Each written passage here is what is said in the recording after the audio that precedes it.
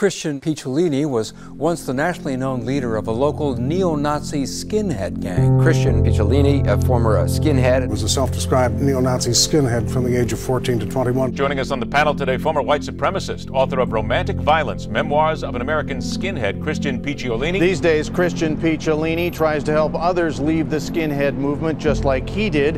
And Scott, he's co-founded a nonprofit organization called Life After Hate. Important insight tonight. Dean, thank you very much. My journey started 20 years ago.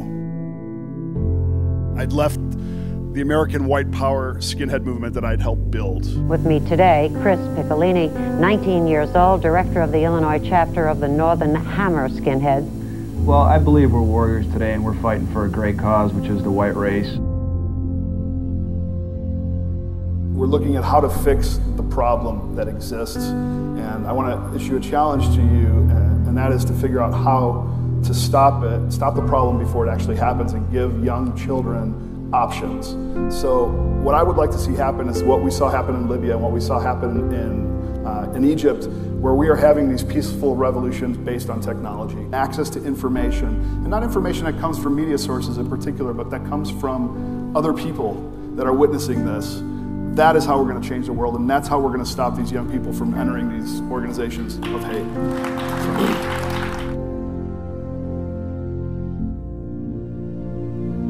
When we're ignorant of something, we become afraid of it. And when we become afraid of something, we learn to hate it. And when we hate something so deeply, sometimes the only way to eradicate it is through violence. And that's the process that I went through. From ignorance to violence.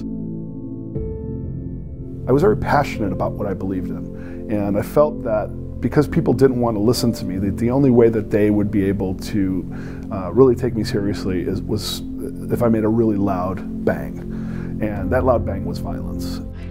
According to the Anti-Defamation League, during the 1990s, racist skinheads were involved in the murders of at least 46 people in the United States. These scenes are from the HBO documentary Skinhead USA.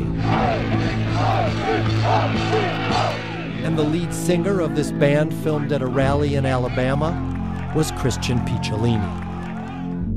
Some of these kids who join these groups, some of these young people who join these groups think that they're doing it for the right reason. They think that they're going to help their family. They think that they're going to help themselves, and they feel like they're patriots, but they're misguided. And these recruiters, these extremists, know how to target these young people so that they believe this ideology right away, so that they jump in head first and then they radicalize them. I was insecure. I had low self-esteem. I was looking for a place to fit in. And I wanted to belong so desperately to something, and I wanted to do something that mattered. Suddenly, when I was with them, I wasn't picked on anymore. I wasn't marginalized. I didn't feel alienated. I felt powerful. I wasn't raised a racist. I was raised to respect people who were different than me. My parents came to this country in the mid-1960s and were often the victims of prejudice themselves. So racism is something that I learned. It's not something I was born with. And it's something that I taught other people. So it's something that I believe can be unlearned as well.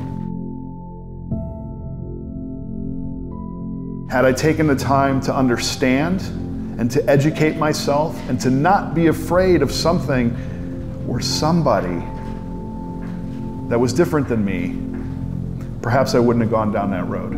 You had one message you wanted to get to everybody. What would it be? Compassion. Compassion is the answer to everything. So when I was involved, if it weren't for the people who I never would have shown compassion to at that time, didn't keep fighting to break through my shell, I never would have changed. So, when you're feeling hate towards somebody, or when you're feeling like jealous of what somebody else might have, humanize that person. Put yourself in their shoes. Have empathy for that person and understand what they might be going through, because chances are good that we don't know what that other person is going through. I have pretty decent radar on people. Meeting you out, I would never peg you for that. I mean, you can see it in your eyes. You're not that guy. You're just not that guy. I appreciate that. I've worked for a long time to be that person.